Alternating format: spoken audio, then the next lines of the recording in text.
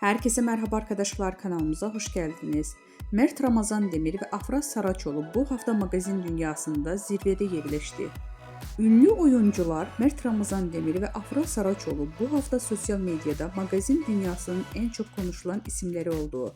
Peki ikilinin bu kadar popüler kılan ne? İşte detaylar. Bu hafta ünlü oyuncu Mert Ramazan Demir, Afra Saraçoğlu sosyal medyada en çok konuşulan, tartışılan isimler arasında zirvede yerleşti. Hem kariyerlerinde hem de özel yaşamlarında dikkat çeken gelişmeler yaşayan Demir ve Saraçoğlu takipçiler ve magazin dünyasında merak içinde bırakmaya devam ediyor. Mert Ramazan Demir son dönemdeki projeleriyle adından sıkça söz ettiriyor. Genç oyuncu son olarak bir dizi projesinde başrollerini oynayarak büyük bir çıkış yakaladı. Hakkında çıkan dedikodular ve özel hayatına dair sorular ise Demir'in sosyal medyada yoğun bir şekilde konuşulmasına neden oldu.